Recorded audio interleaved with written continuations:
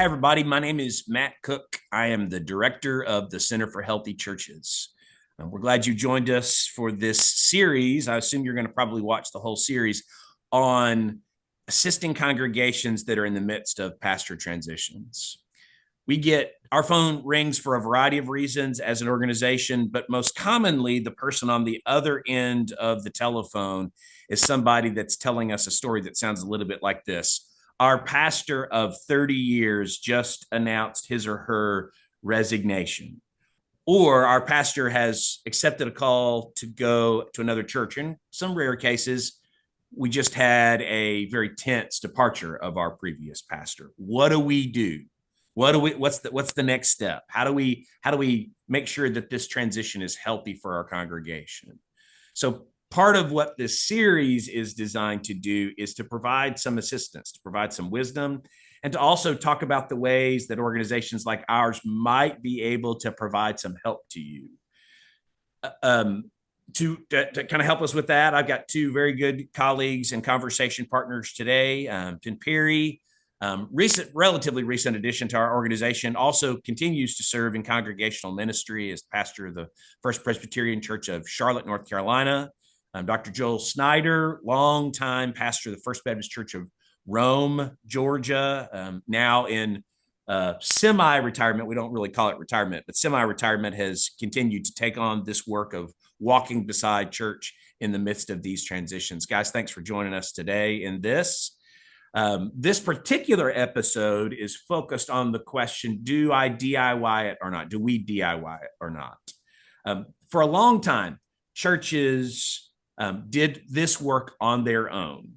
And in the 20th century, that actually had, I won't say it was always successful. There was always challenges that you could meet, but most churches did it that way. There was a fairly predictable pattern for churches that did it that way. At least there were predictable patterns in the churches of which I'm familiar with. You have a previous pastor's departure. Pretty quickly after that, you would elect a pastor search committee or a pastor nominating committee.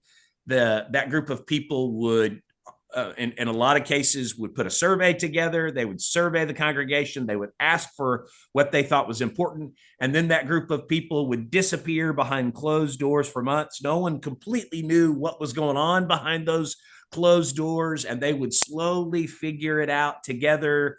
And then they would start figuring out where some candidates might be. They would advertise.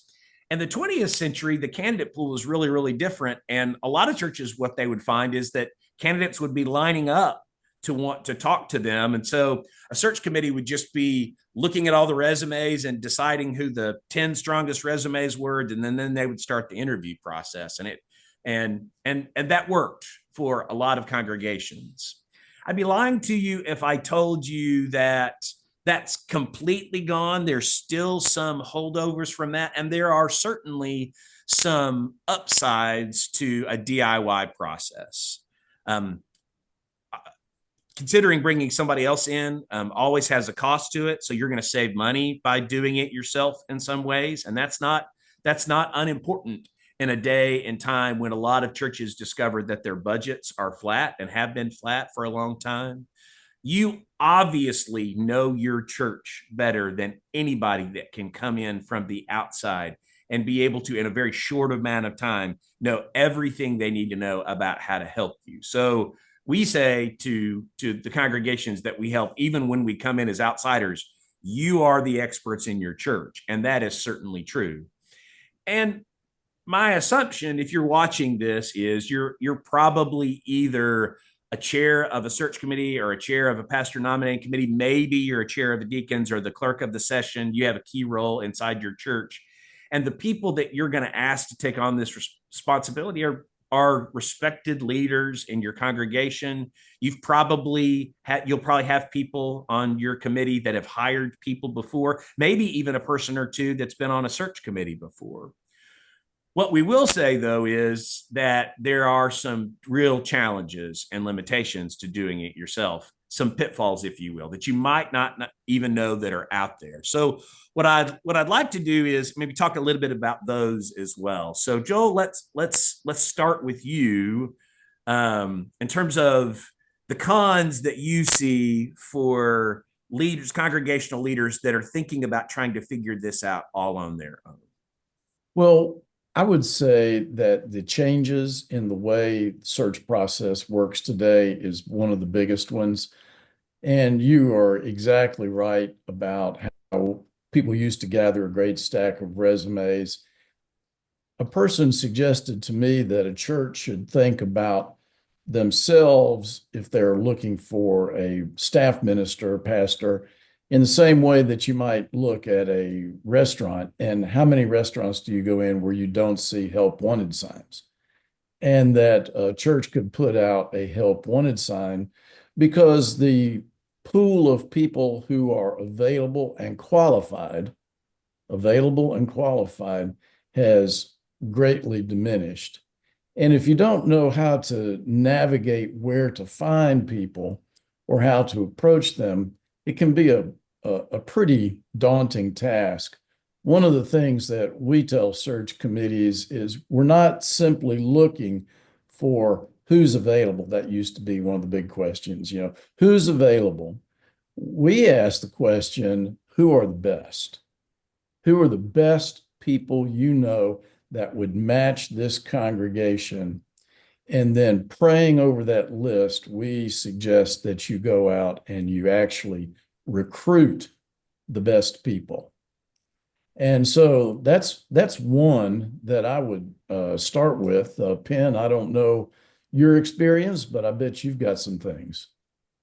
Well, I certainly agree with that, Joel. And another con to doing it yourself, in my experience, both personally and as a consultant, watching churches and helping churches is the time. And by that I mean there is if there's extraordinary demand on the time of leaders who embark on facilitating this process. And so a question to ask is, does a volunteer committee or a chairperson or co-chairs of a committee have the capacity to give this the time that it needs? So that's one consideration regarding time.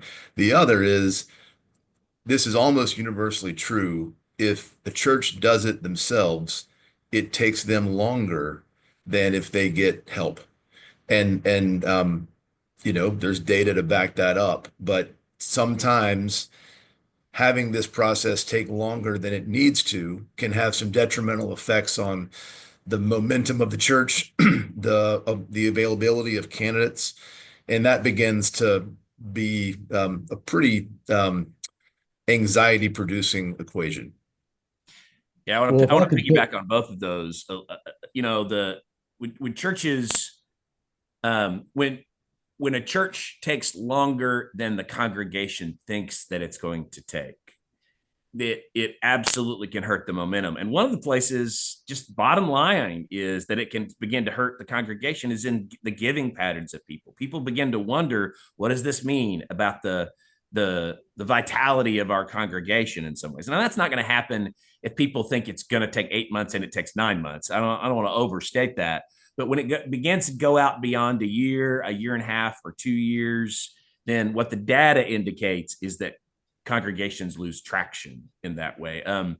I heard a chair of a search committee that in which they did it themselves. What the chair of the search committee said was he did not recognize that functionally it was going to be like a full-time job, the amount of time that it took for him to be able to manage the process. And that when he got to the end, not just him, but the entire committee was exhausted in that way. Now, it's going to take time regardless. Even if you bring somebody in from the outside, there's no way around that. A marathon's 26 miles. It's going to take, that's a finite distance that it takes to get from A to B. And to a certain extent, that's true in a pastor search process.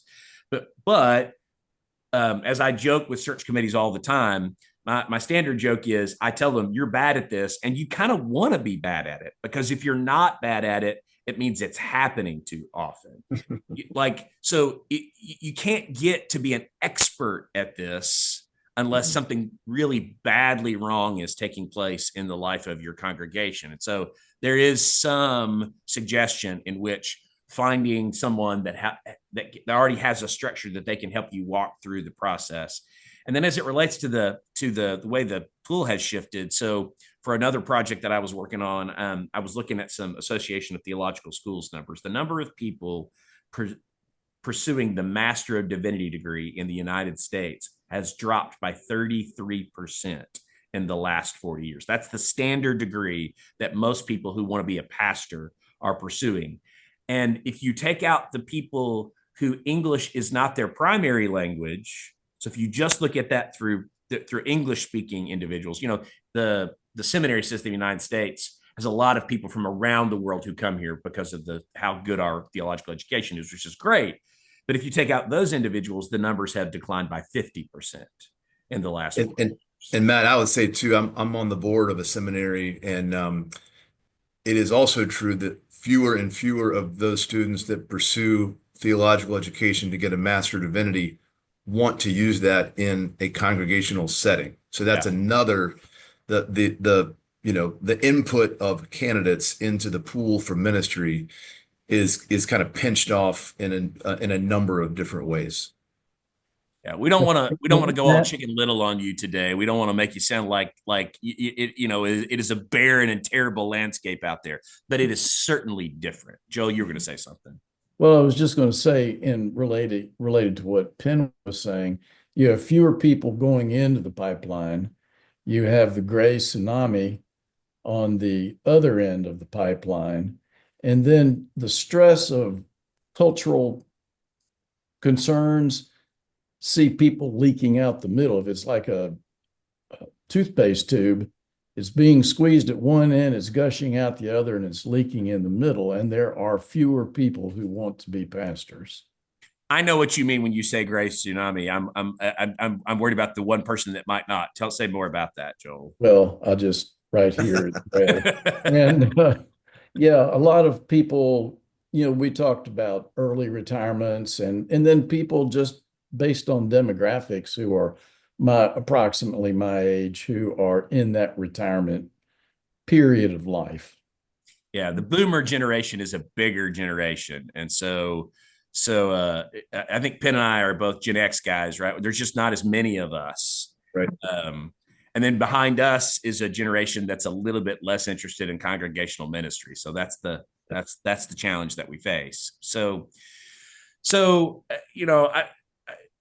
We decided we want to tell some stories today of some congregations that we have seen kind of struggle to figure it out in some ways. In part, in telling these stories, what we hope is maybe we might point out some pitfalls that you might not know existed. So, guys, what have you seen of churches that tried to figure it out themselves and maybe struggled to figure it out? Joel, you got a story?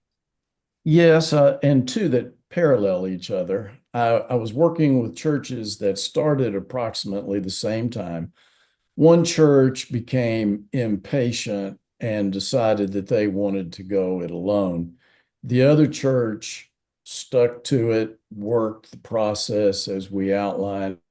The church that worked the process had identified a pastor in less than 10 months after we oriented their search team. The other team was still looking after 18 months. The one that decided to do it on their own. So that's just two illustrations right there. Ken?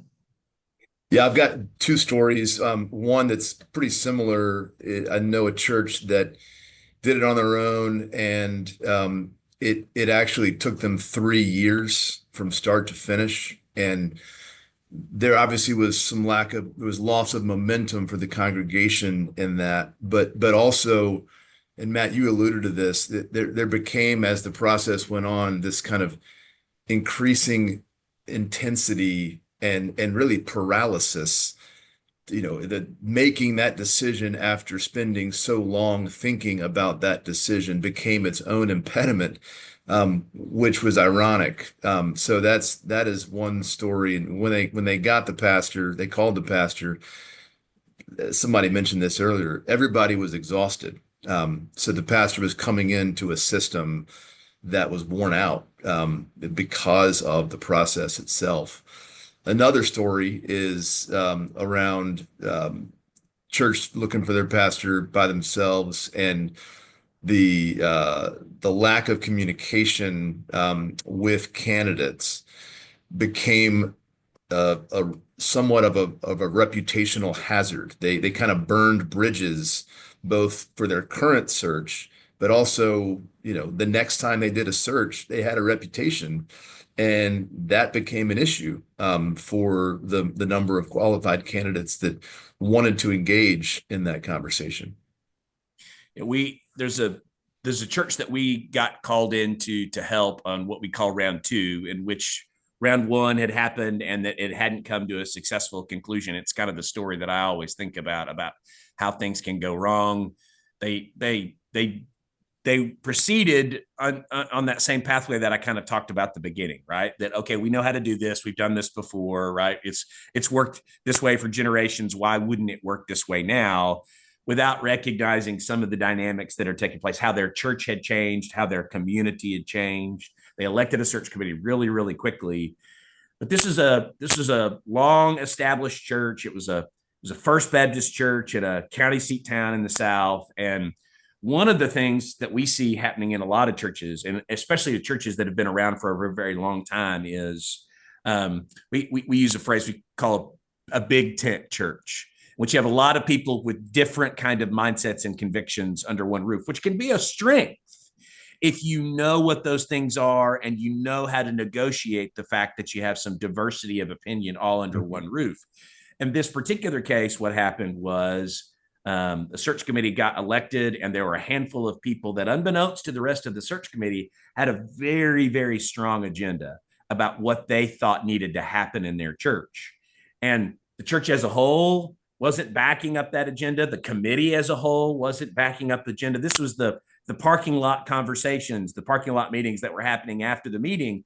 They were very well intentioned, and certainly their convictions were their convictions, and their convictions were fair, but they were silently projecting those convictions onto the process. And they were eliminating candidates that didn't rise to that standard. And this committee got deadlocked, and they kept getting deadlocked. They kept trying to consider candidates, and they kept not being able to get to the finish line. And they would go through a set, and they would get tired, and they would start over. And the process lasted almost 18 months before finally a member of the search committee, who was kind of the most opinionated, resigned. And they were trying to decide, do they have to completely reconstitute the search committee for the church? They didn't do that. They added a person, and then they asked for help. And then at that point, we had to sit down and talk about, okay, how do we make sure that the congregations, the whole congregation's ideas and the shared assumptions, not one group of people's assumptions, but the shared assumptions, the things that we all value, are the things that were the most important. And, it ended up leading to a successful conclusion, but it took over 2 years to get to that moment.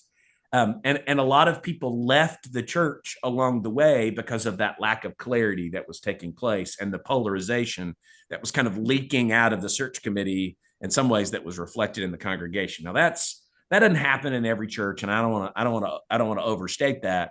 But what I will say is, having worked with a lot of different congregations, the challenges that are out there in the world around you are challenges that are going to find their way into congregational systems, and you've got to be aware of that in some ways. Certainly would back up some of the things that Joel and Penn have said too, in terms of communicating with candidates and churches getting a reputation in that way.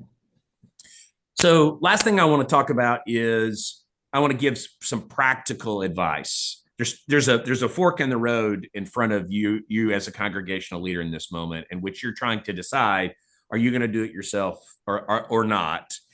What we want to do is we want to give some practical advice for those of you who are going to do it yourself. So we're going to stop for a little bit, and if you end up deciding, you know what, you don't have the resources to pull it in someone from outside, or we think we've got this, then we want to give you some tips on how to do that well. So let's start with you. What tips would you give to a search committee that was trying to figure out how to do this well? As they're jumping into the process, what would you tell them?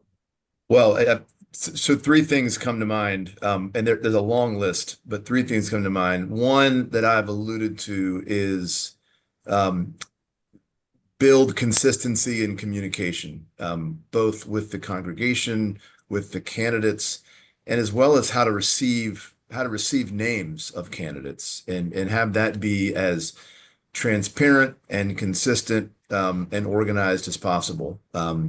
That's one piece of advice. A second is beware the temptation to um, uh, uh, expect a Messiah. We joke a lot of times that, you could put on your the forward-facing profile, walks on water, multiplies loaves. I mean, so that there is the longer you sit with a search process, the more you build up in your mind what you expect the pastor to be, and you're going to call a human being who's going to have a particular set of skills, but they're not. They do not reflect the same skill set of the one that we call Lord, and so that's just something to keep in mind. And the third thing is to rather than call a leader or a pastor for who you were, spend the time anticipating where God is calling your congregation to go and think about the skill set and the leadership that's needed for that leadership. And I think that is, if you keep that in mind, that'll help guide the process and you toward the right person for the job. Joe, what about you? What advice would you give? Well, to start where Penn ended, we often phrase it, what do we need as opposed to what do we want? Inevitably, when a church is looking for a new pastor, people will start, well, I want a pastor who sounds like pastor we had 2 pastors back, or I want a pastor who will do this. And what do we need? And this is to Penn's point about, as we're moving into this new future that God has prepared, what are the skills that we need for someone to lead us to that place? And then to jump back to the beginning of the process, if I could give one piece of practical advice to a search team, I suggest that you take at least one meeting to do nothing but talk about what I'll classify as our ground rules together. And this includes about how do we talk to each other. It includes things like how do we disagree, and what does a final recommendation to the church look like? Because I've seen committees where one person is assuming this has to be a unanimous decision, and another person is assuming, oh no, we could have someone dissent. Well, how many people can dissent? And I brought this up to one search team I worked with, and they were all like, well, this is not a problem. And they went ahead and dealt with it because I suggested. And at the very end, they were so glad they did, because they were exactly at that point where do we have enough unanimity of opinion here to make a solid recommendation to the church. So it may seem time consuming in the beginning, but it will save you so much time and heartache later. If you set up these ground rules, create a team covenant. When Penn was talking about how you receive names, I remember one church that they had in their rules, guidelines, they said no lone wolf activity, which meant nobody on the committee could go out and try to talk to candidates on their own without the okay of the committee. And I've seen that be a real problem. So maybe talk about that ahead of time to prevent any errors that it could lead to. Yeah, for me, a couple of that I'll add. So you've heard us say that a overly long pastoral transition can be bad for your church. So this is going to sound a little bit contradictory, but I would say don't be in a hurry. That doesn't mean take 18 months or 2 years for your process, but the over under on when somebody in your church is gonna pass you in the hall at church on a Sunday morning and say, "Have you talked to candidates yet? Have you talked to candidates yet? Have you talked to candidates yet?" is about a month, right? They think that you're already out there talking to candidates that fast, and that's not how the process is designed to work. It's not going to work well if that's what takes place. So the sound of the clock is going to sound like how many times people are asking you that question.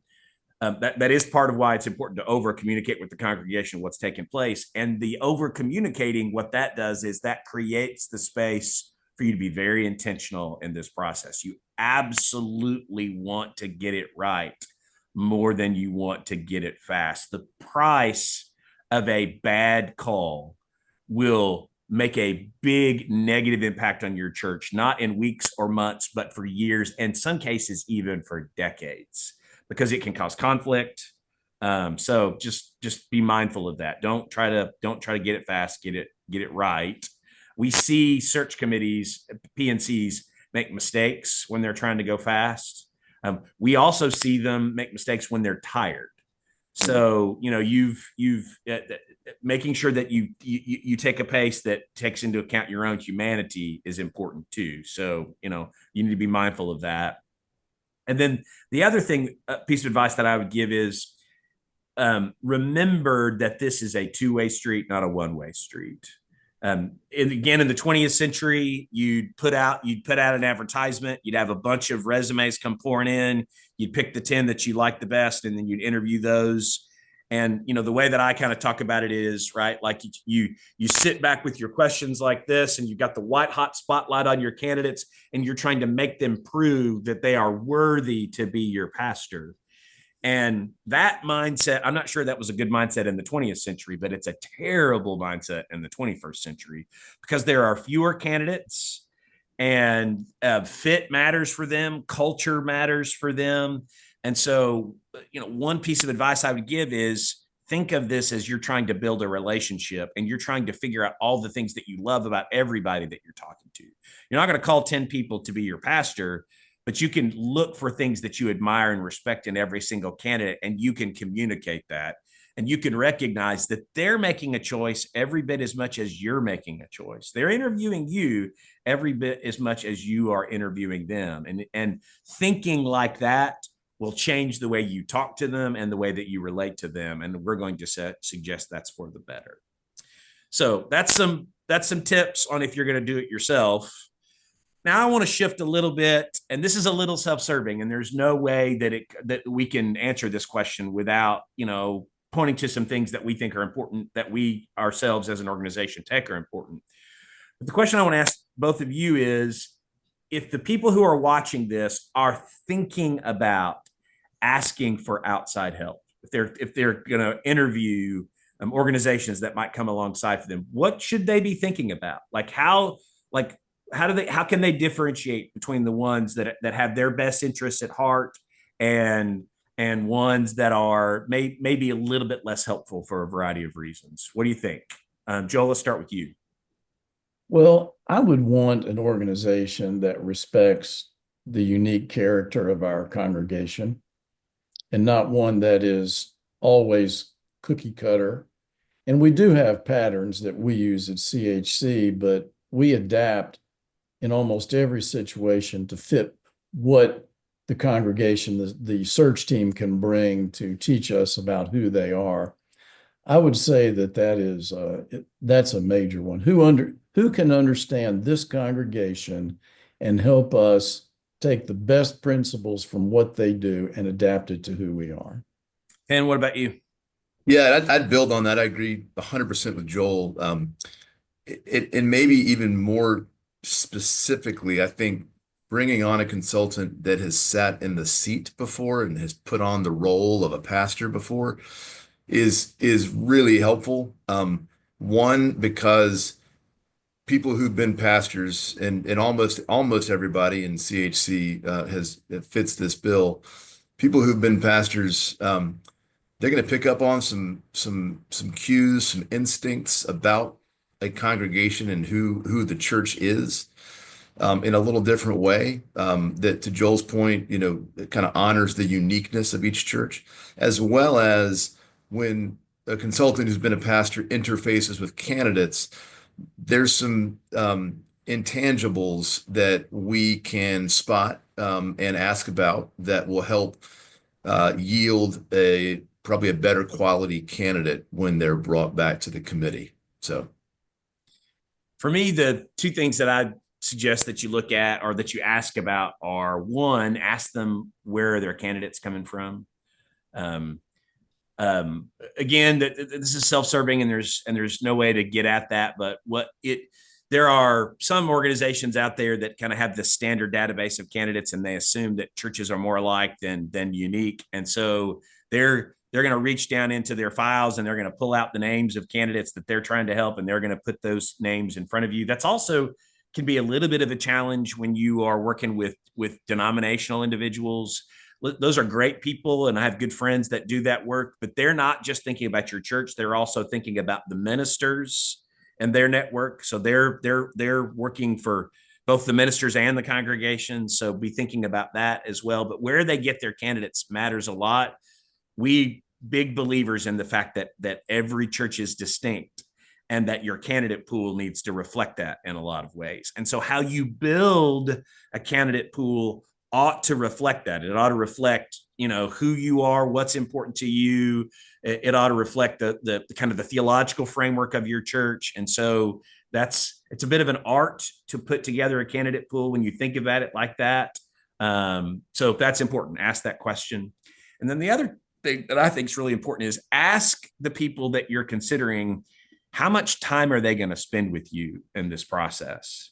There are some that will show up and they think that in the course of a week or a couple of days or a long weekend that they can get all the questions answered that they need to get to go out and to find good candidates for you. And one of the things that I love about what we are given the opportunity to do when we walk alongside a church is that we are walking alongside a church for months, from the orientation of a PNC or a pastor search committee to a weekly meeting with the search committee as we kind of help lead through a transition process.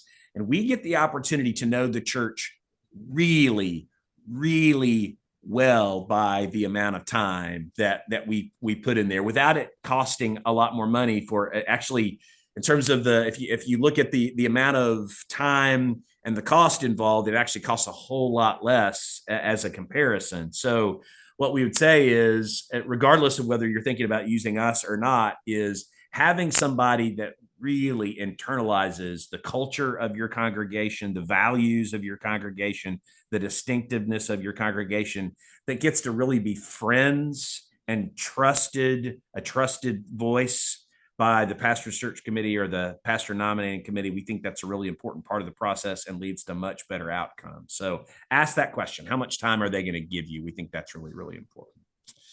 Thanks for your time today. We are grateful for the opportunity to share a little bit of insight and advice with you. We hope that you find that helpful. We know that this is a big responsibility in your church, and you're probably feeling the weight of that. And so we hope that goes very, very well for your congregation. We love it when the phone rings and churches ask for our help, because we like walking alongside churches in this moment. We see a lot of wonderful things happen. We've got some success. We have a 97% track record in walking alongside congregations. And we define that success rate by, is your pastor still serving happily, both the pastor's happy and the congregation's happy years down the road? And we've got a 97% success rate. We're good at helping you start well. We're good at helping get your congregation very involved in the process, which we think is very, very important. And then finding not just one or two, but a list of candidates that reflect what you think is important. So if you think we can help, we'd love to talk to you. Reach out to us or look for some resources on our website at chchurches.org. Thanks for your time today.